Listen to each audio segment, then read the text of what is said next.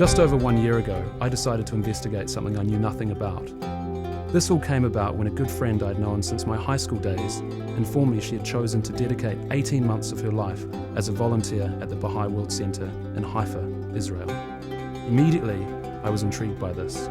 Personally, coming from a background of no formal religious education and being brought up by a family of agnostics and atheists, I was removed from the world of religion, and to be completely honest, relatively sceptical of its relevance and motives within society. Having my friend on the inside as a follower was my chance to dig deeper and attempt to understand the notion of religion. Specifically learning about this particular religion was my goal. So I set out on a journey in search of answers to find out what the Bahá'í Faith is and what it is actively doing to make this world a better place.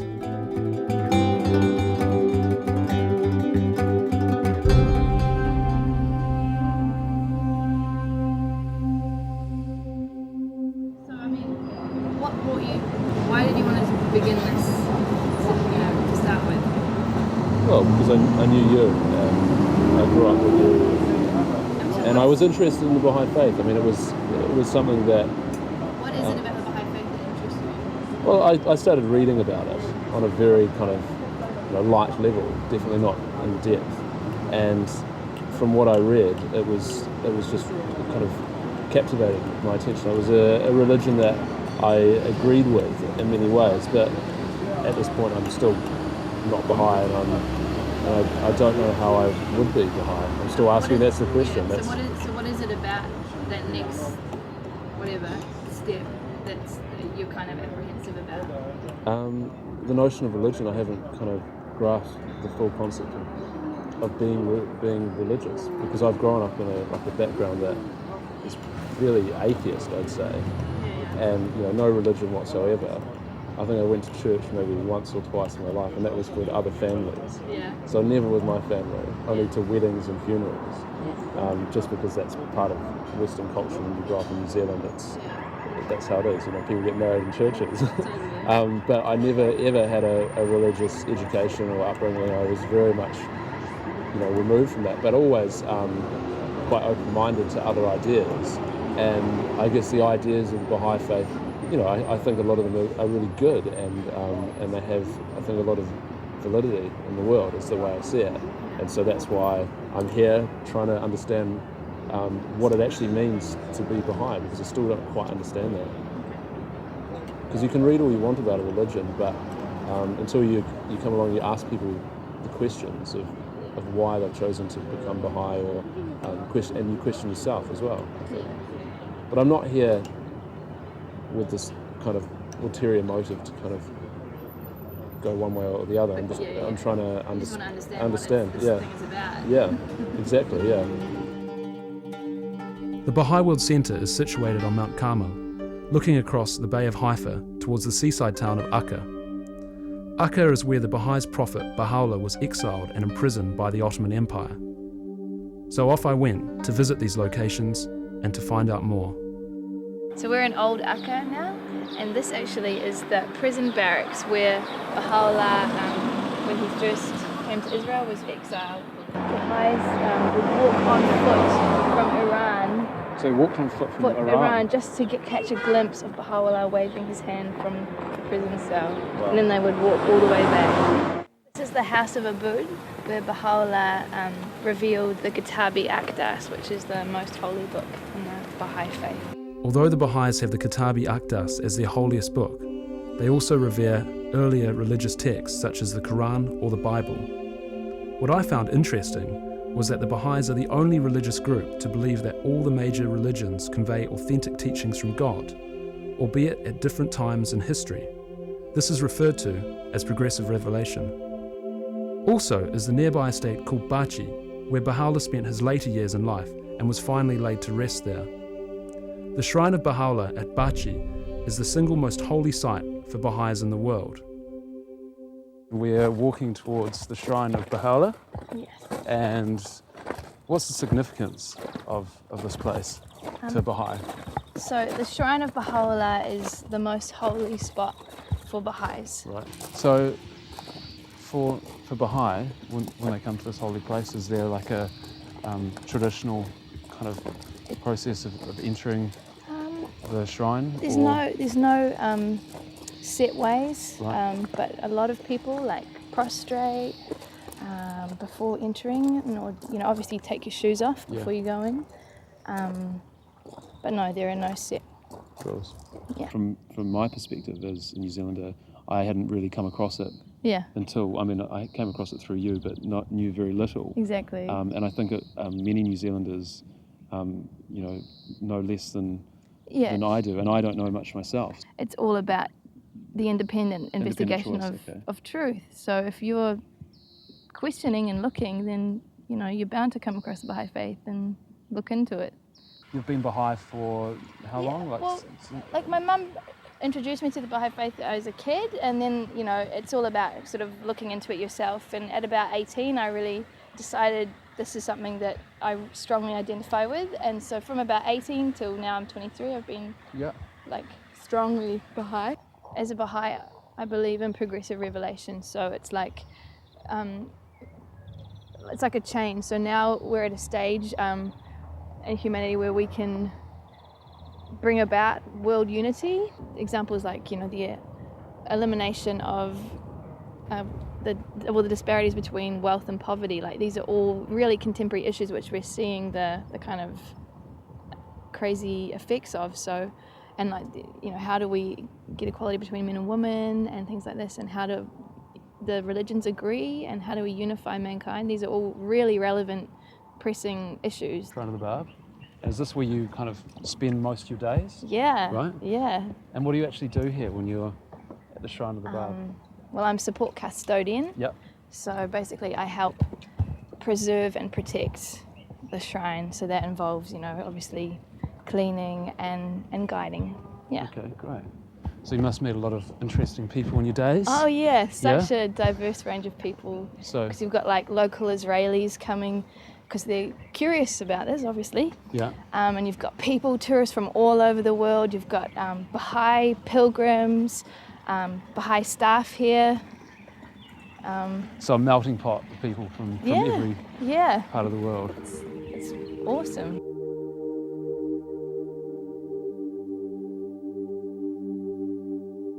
Hi, my name's Alan. Originally I came from Australia and I've been serving here at the Bahá'í World Centre for 14 months. My name is Youngmin Ji. I'm from South Korea and I'm serving in the Office of Personnel. The name is Eliza Rasibala. Nice to meet you. Likewise. And I come from Mumbai, India. My name is Al Crown. Yeah, my name is Sheila da Silva. My name is Kerry Chitindero. I come from Namibia. I'm here serving at the Bahá'í World Center. Right, and how long have you been here, Kerry? I've been here now going on 11 months. So we'll be about 12 months in June. I work in an office environment and we have a lot of correspondence with Baha'is all around the world. We're involved in an educational program within the Baha'i community. So we receive lots of reports and lots of activities and photographs and so forth. We produce some newsletters and share this information with other Baha'is around the world. How's your time been so far here at the Bahá'í World Centre? It's just amazing. Yeah? It's nothing you can compare with, and time goes really, really fast. And I feel like I'm like a sponge observing everything, like lots of knowledges and Baha'i attitude and principles, and practice my virtues. What I like about meeting people here is that, especially at the World Centre itself, it's such a great diversity of people. We currently have people here from about, I think, almost 80 different countries in the world who work here as volunteers, and that's really a great opportunity to meet people from all over the world and to make friends with people from so many different countries, and that's a chance that usually you don't necessarily have when you're out there wherever you are. Well, I do come from an Islamic background myself, and however, I have been fortunate that my immediate family is not from a very conservative background. When we grew up, and we always felt that, we had a mind of our own and that we could tread the path that we chose. And when it comes to religion, it is something so very personal. And the fact that the Baha'i religion says independent investigation of truth, that I have the right to choose my own spiritual path, this is something that really attracted me and drew me to the Baha'i faith tremendously. The Carmel in Haifa is not just a place, it's just a geographical point which we're chosen, but it is part and parcel of the religion itself, for the religion itself. And it became more significant when the remains of the Bab were transferred from Persia to Haifa and buried in that place where now you have this beautiful, magnificent golden dome. So on the one hand, these are very important spots in the history of the religion. On the other hand, and also, of course, places of pilgrimage, because this is the direction of prayer of all the Baha'is all over the world. But on the other hand, they have got to be understood as places that were not chosen haphazardly just because he happened to be there. No, they have a very deep historical, theological significance behind them. This question of the understanding of the oneness of religion, not just a tolerating of other religious beliefs, but the understanding of the oneness, the fundamental oneness of religion, was the last remaining obstacle to world peace. As far as Islam is concerned, whether Sunni or Shiite, they are regarded to be heretics. They are regarded to be Muslims that left Islam. It's the worst thing that you can do. According to the strict Islamic law, anybody who was a Muslim and left Islam should be sentenced to death. Right. That's the simple thing, as simple as that. The Baha'is are fighting to get their position in the Islamic world as an independent religion.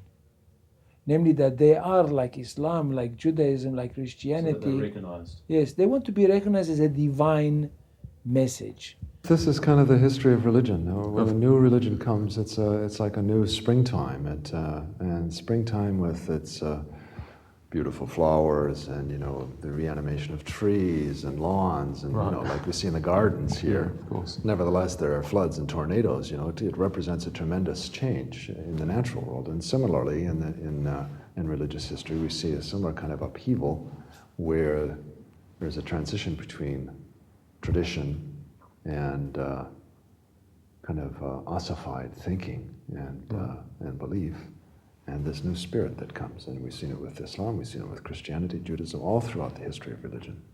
And with the Bahá'í Faith, of course, the teachings are universal and global in scope. And so what the Baha'is see is that there's a transformation that's taking place globally, and it's affecting all departments of life.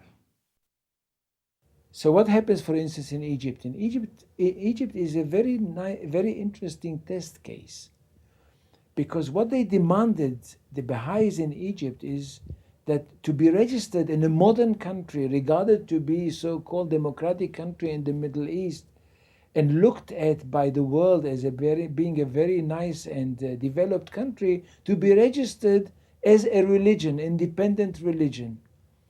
And in Egypt, it was decided, because of the influence of the religious establishment in Egypt, Islamic religious establishment, that they cannot be registered as an independent religion, which means no Baha'i can be registered as Baha'i in his identity card. Now, if you don't have a religion in your identity card in Egypt, you are in trouble, because there are many services to which you cannot reach, and many places, education and otherwise, which you cannot reach into, you have no access to.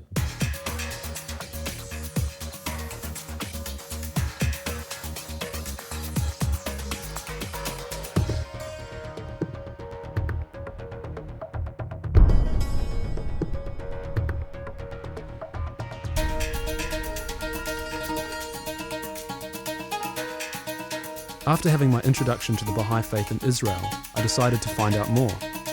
First I made a quick stop via Palestine to film another project, then went on to cross some risky borders by foot, carrying all my equipment bound for Egypt. I would then find myself in Cairo, inquiring further into the realities of Baha'i life in the Middle East and North Africa. The Bib, Hana, you're of the Bahá'í Faith, that's your calling, and that's the religion you follow. Yes. Here in Egypt, we understand that it's quite difficult being Baha'i and following that faith. Is that correct? Yeah, from history point of view, Baha'i Faith in Egypt from a long time. It goes back into 18th, 64. The Baha'is are in Egypt here. Right. And we have no problems at all. Okay. Even if you look to my birth certificate, 1946, it was written my religion of my father as a Baha'i. Right. And so we have no problem. The problem starts from 1960. 1960. With the presidential decree of President Nasser. He banned all the activities. He dissolved all the LSAs and NSA of Egypt. And from that time, we have facing a problems. The time from 1960 till now, they arrested the Baha'is about 6 times. Right. And from 2000, they start to implement this computer ID. And in that computer ID, they are allowed to write only Jews or Christians or Muslims. And they don't recognize the Baha'i They Faith? don't recognize the Baha'i Faith as a religion. Daily life is difficult. We are carrying on, but still we can stop in any place. If you go to the bank, nowadays they are asking for the new ID. We don't have. Right. If you go to the hospital, they will ask you for the new ID. Even if you go to the university or the school, they will ask for the new ID. So without the ID, essentially you can't get access to any public services. That's right. So you're not treated as a proper citizen, really, here. Yes. Because of your religion. Yes. And once you are not having ID, you cannot have passport. So you can't even leave the country. You can't leave the country. Moreover, to leave the country, where to go? We are Egyptians. It is difficult to go anywhere. Right. So we are struggling to get our rights here in Egypt. Right. And so how will you get your rights? Is the court cases the only way to challenge the state? We are not challenging the state. We are asking for our rights. Yeah, requesting your rights. We are requesting. And we are sending requests to the president, to the prime minister, to everybody. Is there much international support in your situation? Amnesty International, for example? I think internationally they are supporting all the human rights all over the world. The United Nations, we are having office for the Baha'is in the United Nations. And they are supporting the human rights all over the world. So Egypt, one of them. Islamic countries, of course, they are not recognizing the Baha'i faith, but still many of them, they are recognizing Baha'i faith, and they are allowing for all the activities of the Baha'i faith. You can find activities of the Baha'is everywhere in Pakistan, in Malaysia. It's a world religion, isn't it? It's world religion. No, I'm talking about Islamic countries. Right.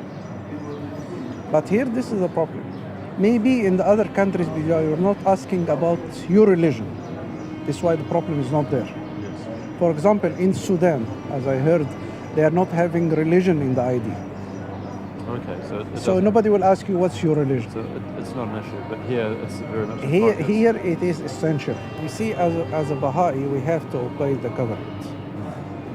We are obeying the government. Since 1960 till 2004, they said you should not talk about this case. Okay, we are not talking. Okay.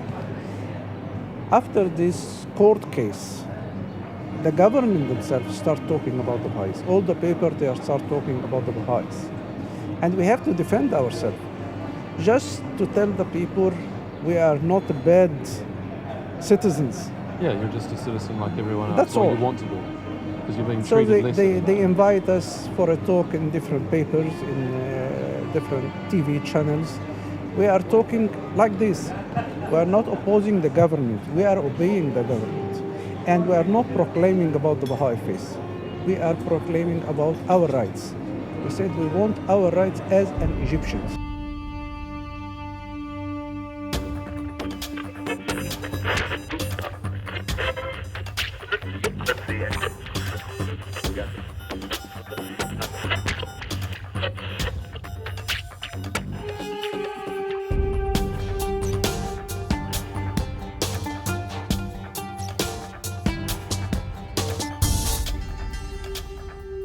This point of modern-day persecution really hit a nerve with me. I was taken aback that in this day and age, people's fundamental rights are being obstructed based on what they believe. So I decided, in order to give a credible account of the challenges Baha'is face, I needed to visit the United Nations headquarters in New York.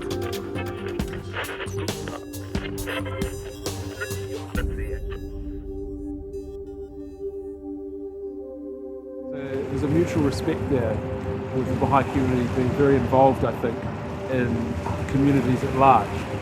I think unlike possibly a lot of other religions of the past, not pointing the finger at anyone, there seems to be more of a closed door with some communities with other religions, and this isn't the case, I think, with the Baha'is. The Baha'is are very open to sharing and caring, if you want to put it that way, or being open to other members of society and other cultures. So definitely the doors are open. I was impressed to learn the Baha'i international community has had consultative status at the United Nations since its formation, and previously they were involved with the League of Nations.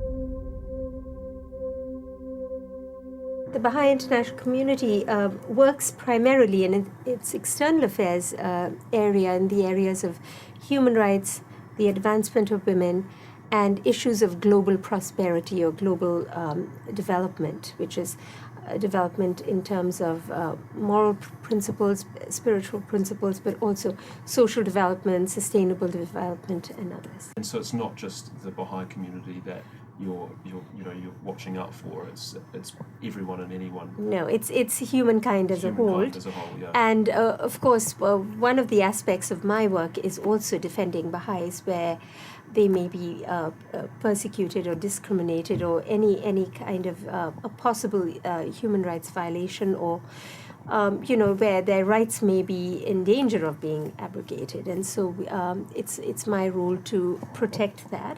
But in addition to that, of course, the broader mandate is to promote human rights, because they're so much a part of the Baha'i belief system is justice and this sense of oneness of mankind and equality of the races, of the religions, of gender. And therefore, it's a very important part of the work that we do here at the UN. We also work with on minority rights around the world, freedom of religion, women's rights, children's rights, and just racial harmony and unity, etc. And so there's a lot of areas that we've been quite actively involved over the years. The Baha'is idealism is talking about one country. It's very similar to the United Nations idea of we the people, and we're trying to build a global civilization, global citizenship. I'm working on interfaith, but I always enjoy to be part of the Baha'i activity. Equality of men and women, it's not only necessary to establish just and equal society, but it's a prerequisite for establishing peace in the world. And if you avoid, of course, half of the population, it's very hard and very unrealistic to think of really bringing peace in the world and creating violence, violence-free societies, while the half of the population, again, women are discriminated and when their rights are violated. So this is our main principle. We hold this principle so dearly. That's why in many of the Baha'i communities around the world, as their resources allows them, they are establishing these offices for the advancement of women for the purpose of serving their communities, not only Baha'i community, of course, but the community in general. We've had Baha'i communities that have been persecuted in Iran and also in Egypt. The Bahá'í Faith is banned in Egypt. In the case of Iran, it's been pretty severe for the past some 30 years now almost, since the Islamic Revolution. And if it wasn't for the United Nations interventions and the United Nations resolutions, of which there have been many, we believe that the situation would be much, much worse for the Baha'is. In terms of religious freedom, Iran has, failed on all counts, and the Baha'is are an unrecognized minority and therefore don't have any legal protection. But even the minorities that are recognized, do not enjoy the same rights as those of the Shia majority in the country. So therefore, the situation is not good. And as far as the Baha'is is concerned, it's getting worse steadily.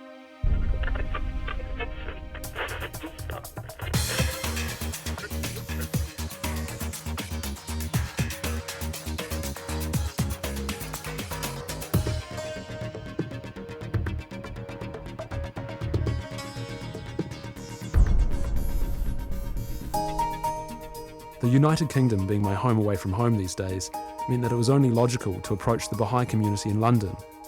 So I made contact with their Secretary of External Affairs, Rob Weinberg, who happily introduced me to Baha'is living in the UK. I was still in need of more answers, as many of my questions were still unanswered. So the interviews continued, and the picture started to become clearer.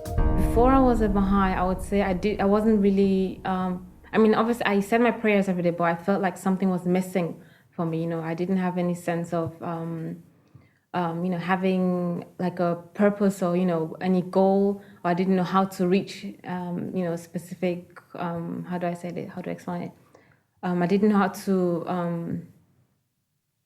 reach certain things in my life. But once I became a Baha'i and I went to what we call Rui books, and we discussed certain topics, in a group.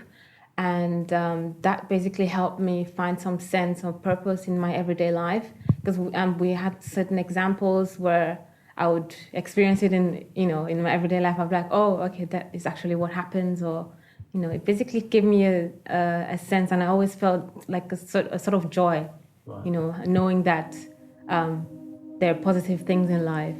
I think if you look at the history of all religions, at the birth of a religion, there's always opposition. And you can see it in the history of Christianity. Obviously, Jesus himself was put to death by the leaders and the clerics of his time.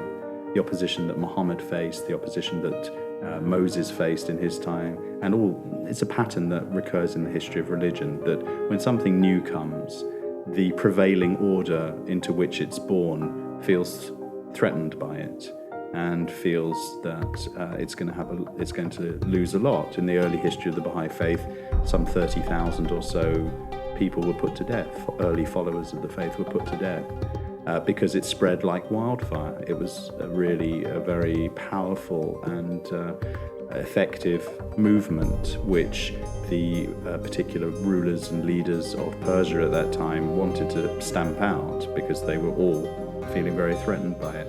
I feel very lucky living in London, because we are such an open society and such an accepting society here that really I haven't experienced that much prejudice. And people are genuinely interested, and they say, Baha'i, oh, I think I've heard of that. Yes, tell me a bit more about it. We have a very awful situation in Iran where we have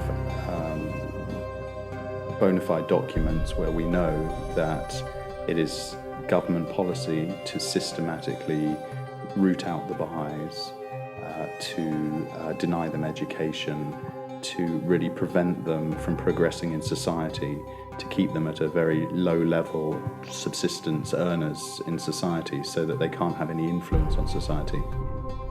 It's really unconscionable, it's unthinkable in this day and age that people should be prevented from enjoying their fundamental human rights purely on the grounds that they believe something. There's a spirit to religion, and although the faith is relatively small at the moment, I think, and you can't see, temples or Baha'i places of worship around every corner, I think there's a great spirit that the faith has, which is in the world. And I think that it's something more intangible. And I think society now are very attached to the outward appearance of things. They like to see the outward appearance and judge it. but actually it's the inner essence of something that's the important thing. Baha'u'lláh has a very positive vision of the future. He says the time will come when all human beings will recognize themselves as being the members of one human family, and that these differences of race and religion will be annulled, and that the things that currently divide us will be pushed out of the way. I find wherever I would go in the world, I would always try to find where the Baha'i community is, because I would always feel welcomed, because I would feel like there's a sense of family and I wouldn't be lost. So I would definitely try and find a Baha'i community there first, and then I would go from there. One of the unique things about the Baha'i Faith is that it doesn't have any clergy. So in the past, and in past religions, and even in religions that exist today, there is a class, if you like, of person within that religion who are actually paid to be teachers of that religion, whether as missionaries or as priests or great sort of learned members of the community. What Baha'u'lláh has done in his religion is he has given the power to the people. So he's effectively taken the power away from two classes of people. He talks about the sort of rulers, the kings, if you like, who were in his time were basically ruling the world, and the clergy as well. And he holds them responsible, actually, for misleading people in many cases. When people are dependent on other people to interpret scripture for them and to who are sort of paid to be leaders of the community, then they have a huge influence and a huge power over people. Here in London, one thing that probably the faith here is more organized, so it has a better, say, form. But at the same time, I don't think it's the easiest place to practice the faith in spirit, because the spirit of the faith is that of the way your life needs to be dedicated to service. You need to work on developing your spiritual capacities. So in a way, it is difficult with everything you're exposed to keep up the spirit, and it's a daily challenge for me, and I think it is for every Baha'i to. Obviously, we should be spiritual wherever we are, but it is harder when you're confronted with with a city environment, and what it entails. It seems like there's many people in the world that are discovering the Baha'i Faith and inquiring about it, or there are those people that don't know about it. What would your kind of view and words be to those people who are trying to understand the Baha'i Faith and the reasons to join it or not to join it? Well, first thing I would say, and this is what happened with me anyhow, I was searching for something. I didn't know what I was searching for. I was searching for an answer to the world's problems, if you like, one way or another. And I prayed for it, but not in the way that one would pray as a Baha'i, but I prayed. I remember one day when I was living in Richmond, I said, God, I want to know the truth. I want to know about it. What's wrong, that type of thing, I was desperate. I wanted to know. So I think that if one sees the world as we're going downhill rapidly, and if one wants to feel that this is not what God intended for humanity, then one should pray for the answer. And mine came sometime later, not immediately, but it eventually came. And God does things in his own time. But nevertheless, he brought the answer to me, and I became a Baha'i. I started reading the books. And so, as Christ said, seek and ye shall find. So if you don't seek, you're not going to find anything. So search. Say. Even a child knows that the world is not a nice place to live in this stage, and the state of things as they are. So truly, there has to be a solution, an answer. Well, Baha'u'lláh has brought the solution. Right. We know now it's a long-term thing, of course, but we, the Baha'is, something like less than 6 million, I think, somewhere between 5 or 6 million people on earth, the Baha'is, are helping to build this new world order to bring peace, security, unity to the world. We are doing that. The time element, that's human time, is different from the spiritual time, if you like, the divine time. So all we can do is keep going in the direction we're doing it.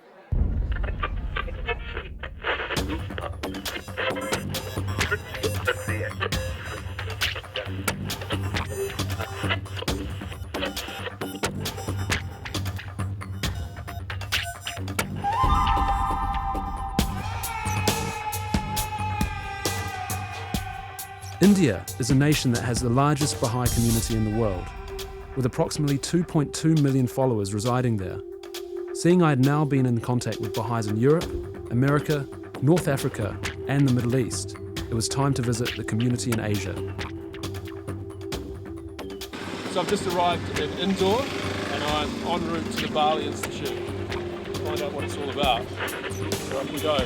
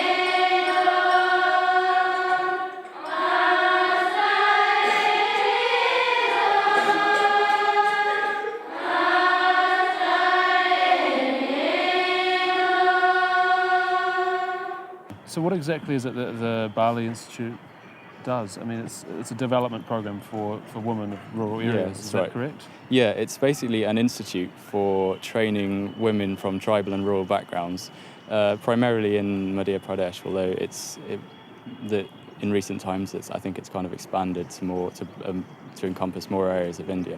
But yeah, it's generally working in the area of women's empowerment and giving women the skills they need to go back to their communities and empower themselves and find their true selves, be able to bring things back to their community and make a better life for themselves.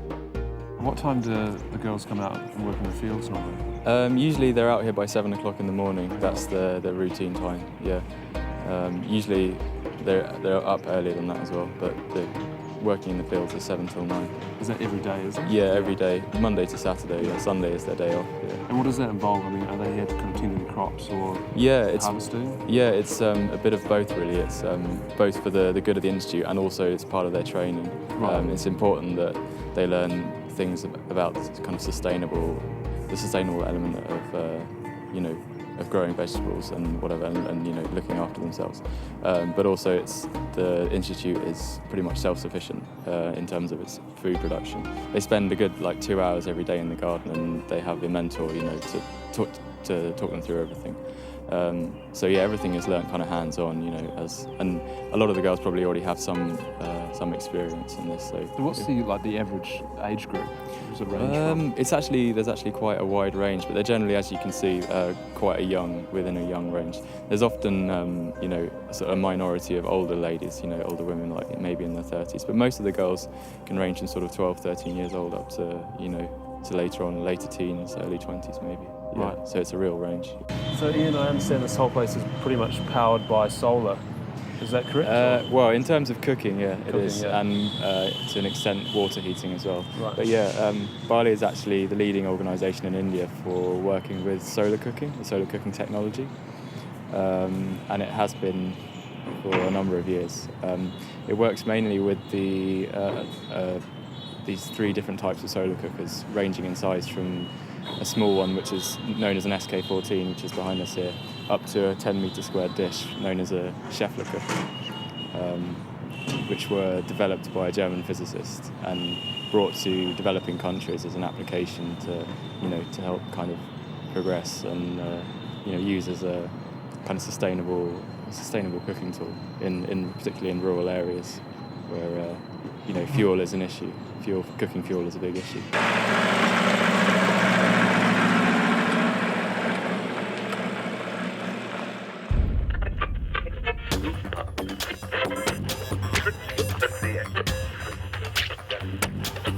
I must say, I was impressed to see firsthand the Baha'is implementing such an innovative and successful socio-economic project in central India.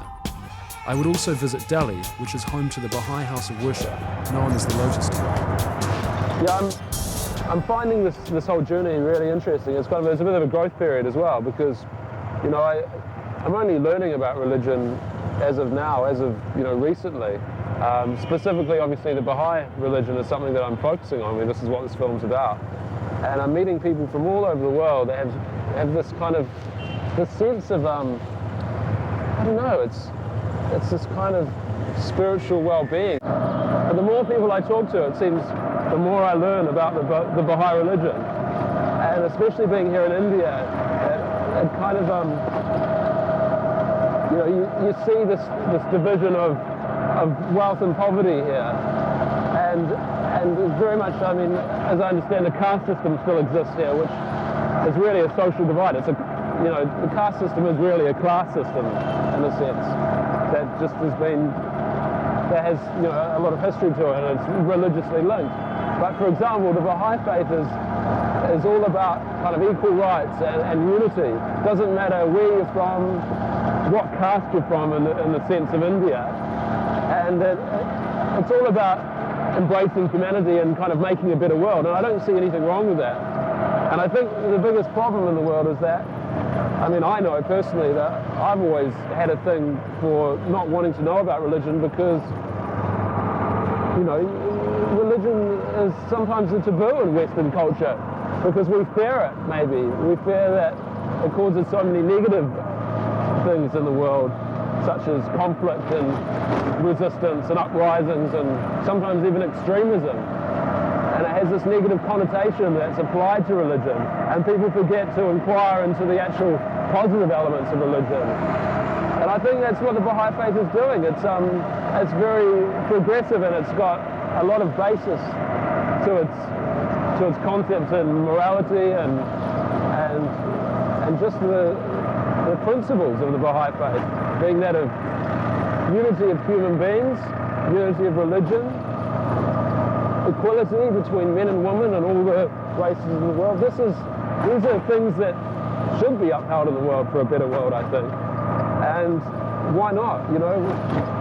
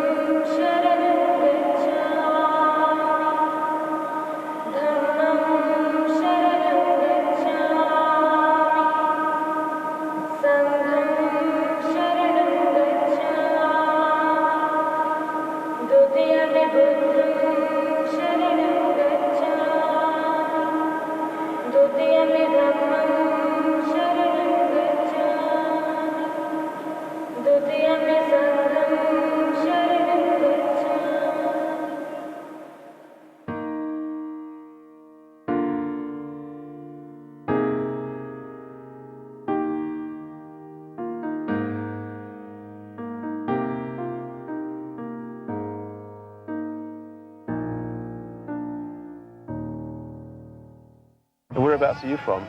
China. From China? Nice to meet you. Nice to meet you too. So whereabouts are you from? I'm from Elham Kazmir from Afghanistan. Hey, hi, how are you? New Zealand. Whereabouts are you from? Nigeria. Nigeria. Well, you're far from home as well. Yeah. Hey, man. How are you? Yeah, good to see you. How's things? So you're volunteering here? Yes, I'm volunteering. What was your name again? Manhal Fathallah Jameel. Manhal. Where are you from? From Iraq. I mean, it's that whole unity of just different people from different religions and different backgrounds, which I think is what kind of draws people to the temple. Is that what you found, kind of talking to people so far? Or?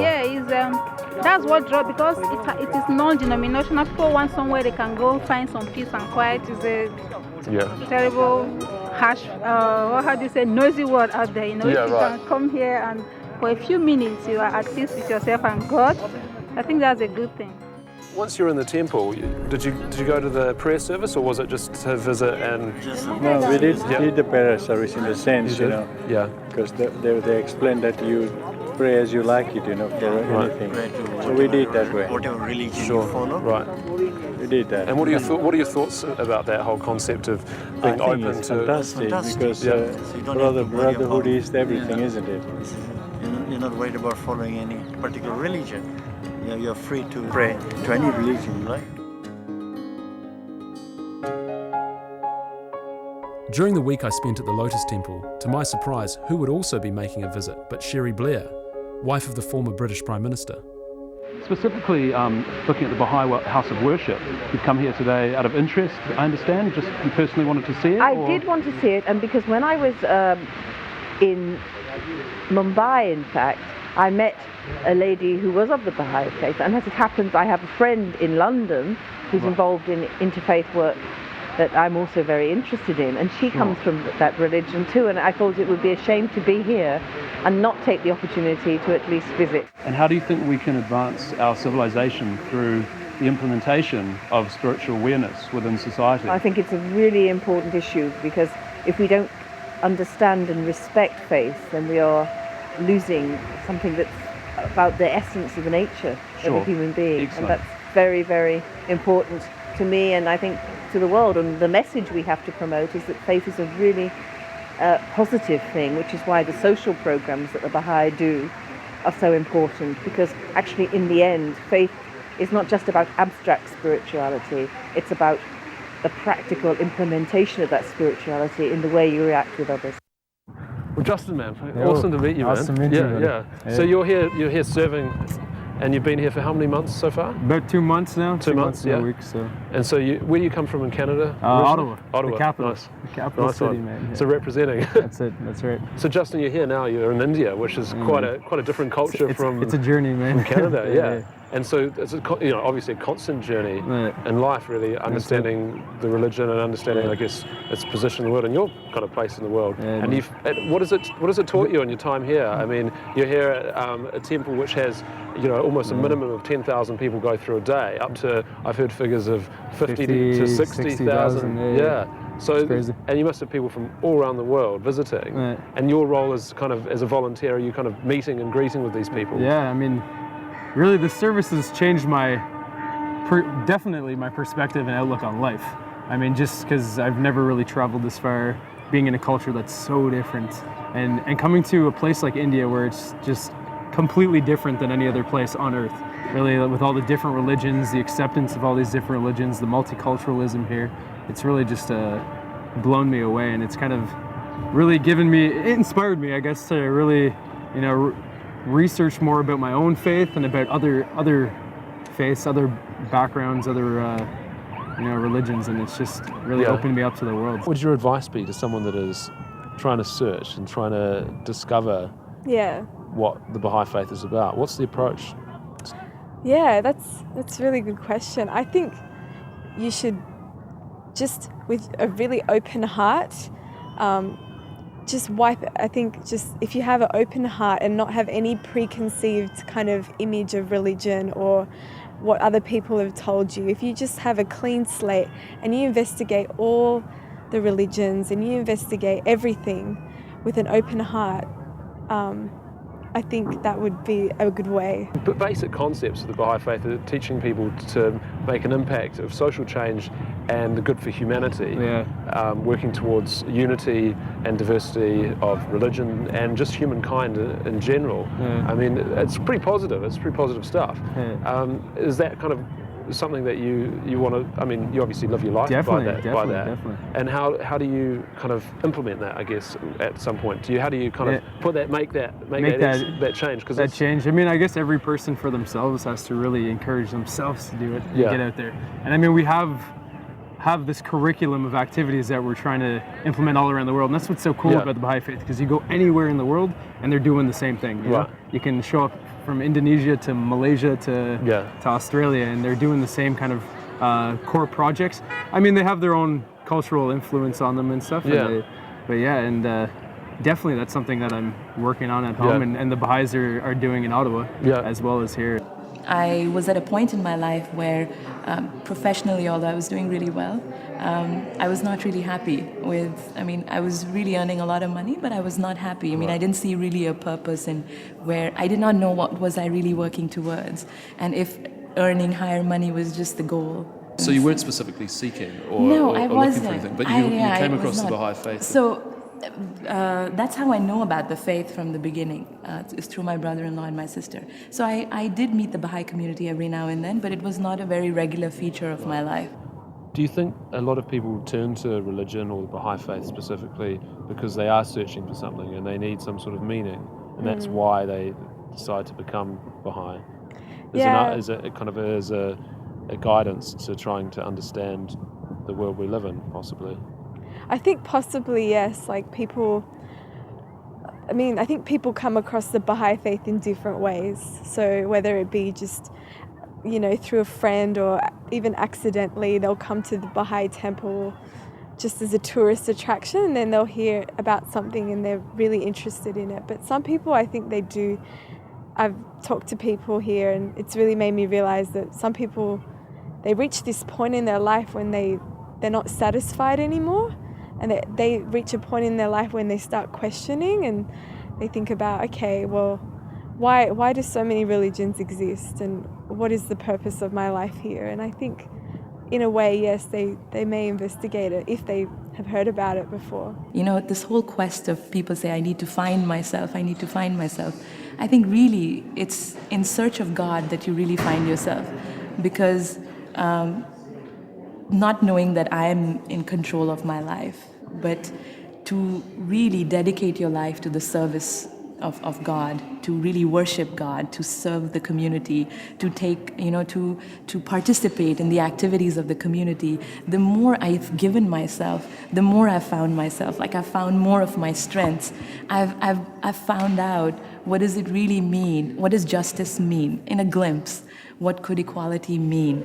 Only through the act of service. I could not. Otherwise, it's like at the level of ideology in my mind. I've read something on justice. I've read something on equality. I've read something what it means to be a truthful person.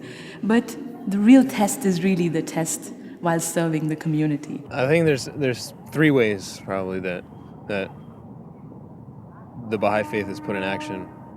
The most obvious would be on a personal level.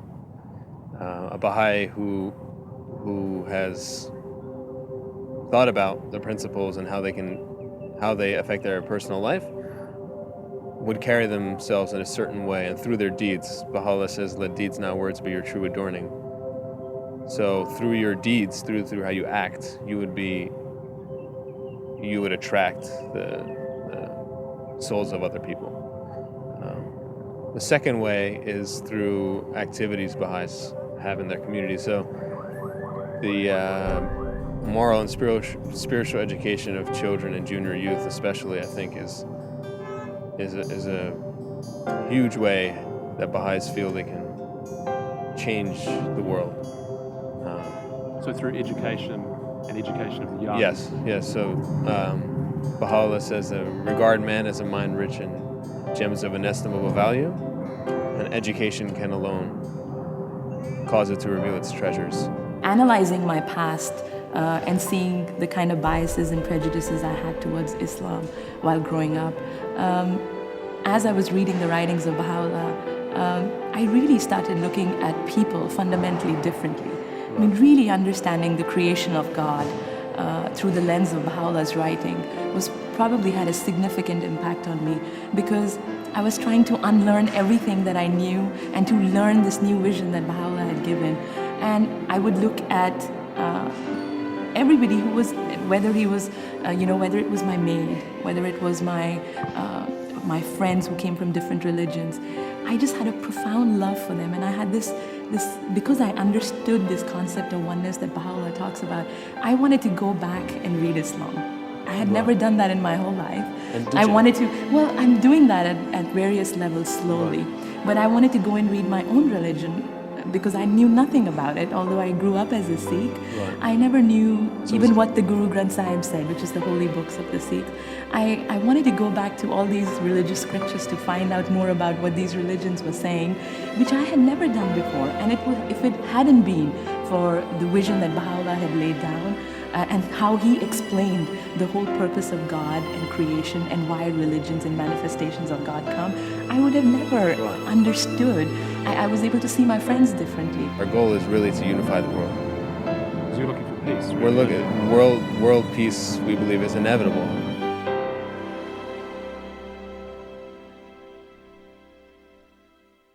So the concept that I guess I really struggle to understand is the concept of God. Yeah. And that's why I'm not religious at this stage of my life, is because I haven't found God, and I don't know how I would. And maybe then that's the question, is that with every religion, and specifically Baha'i, what does it mean? I mean, who is God? It's a really huge concept, but it... I know it's a huge question. Yeah, and I'm still, you know, and you're here learning to myself, understand it, and that's why I've come here, because, and this idea of service that that kind of perplexes you, right? Yeah, because if you don't know what you're serving, what is it that you're actually serving? Which I know is kind of, I understand the whole concept of, you know, God is this energy, or is this unknown. Unknowable essence. Essence, and you can't say yes, like you say, you know, it's a guy sitting on a cloud with a big white beard. And I've never thought that. I understand the concept of, you know, believing in an energy force, or believing in some sort of kind of supreme kind of power that governs this universe. Yeah. But how do you serve that? Well, that's where the prophets come in. So the prophets are like the mouthpiece of God. Yeah. So that's the kind of, they take the human form, even though what they're channeling is from God, is that spirit. But so they're kind of like our link. That's how we can get to know, or, you know, strive to get to know God, is through the prophets like Buddha, Jesus, Muhammad, the Bab, Bahá'u'lláh. They're our link. It seems clear to me that the Baha'i religion has integrity, upholds positive values, and is ultimately aiming for a better world. From the perspective of someone who is not of any particular faith, I've come to respect the Baha'is and their vision for improving humanity. I think we are all wayfarers on a journey through life. Although I choose not to follow the Baha'i Faith or any other religion, I do believe in the notion that there is an unknowable force that influences or governs this universe we are all part of. I think the Baha'is say it best when they state each individual has the right to an independent search for truth, meaning that we should all have the freedom to choose our own path in life. We are all on a journey in one way or another. The question is, where does the journey take us, and will it ever end?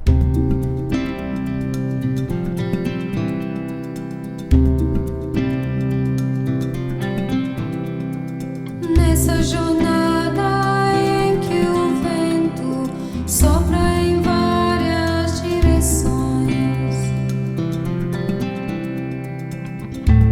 eu não sei onde vou parar, eu não sei não.